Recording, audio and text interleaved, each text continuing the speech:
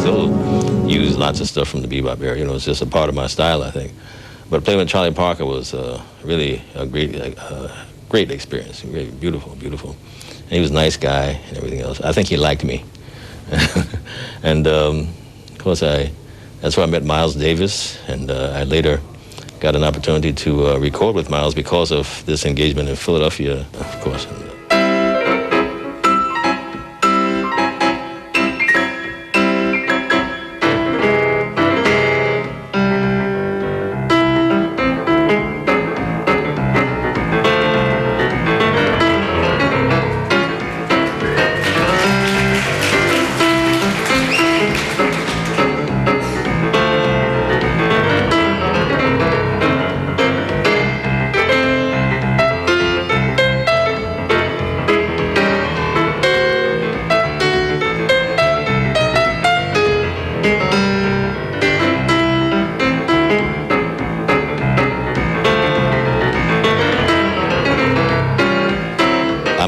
Family from Philadelphia, you know, I had a wife and children and so forth, so I just moved my Philadelphia operation to New York, where there'd be a much more opportunity to advance my career. And actually, that is the way it worked out, you know.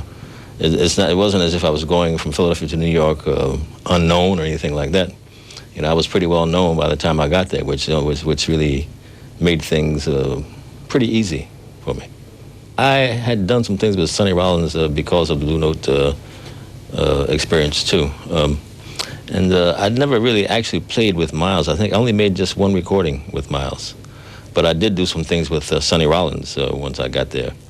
And I think it's one of the best moves I ever made. And of course, I always envisioned myself living in New York City. And to have it finally happen was like going to heaven.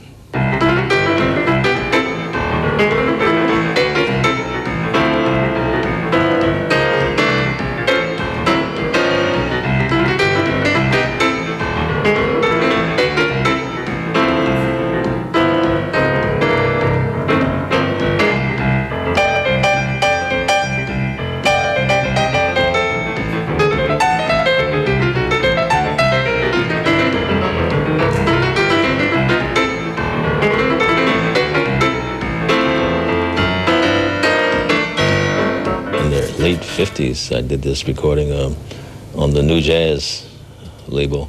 It was called the Ray Bryant Trio. I had Ike Isaacs on bass and Specs Wright on drums. This was a trio that I led to back up Carmen McRae. And so the occasion arose to make a recording, so I used the same guys that were on the gig with Carmen, and so this recording came about. And there was one song on there that the recording eventually reached Japan, and the main song that the Japanese people like on that is Golden Earrings. And this was many years before I ever got to Japan, but apparently this record was becoming more and more popular over there. And so by the time I finally got there in 1975, I was pretty well known. And I guess I looked at the Japanese people, I liked them, and they looked at me and they liked me, and ever since then, I always have a great time when I go back there.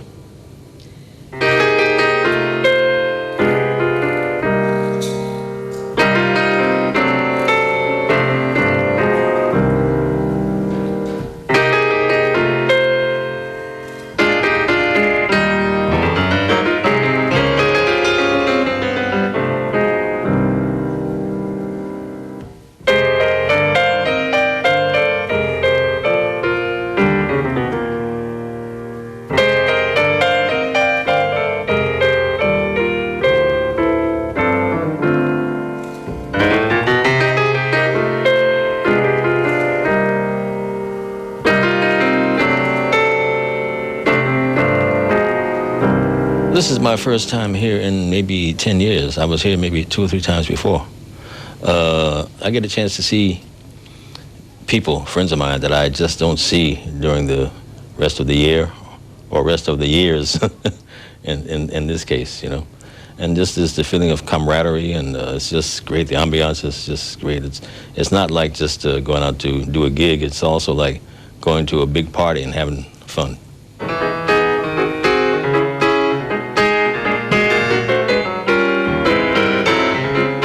as much as I enjoyed playing with the great horn players and the great singers that I also accompanied, I always thought of the piano as an instrument that should be out front. And so the context of solo, duo also, and trio really appeals to me.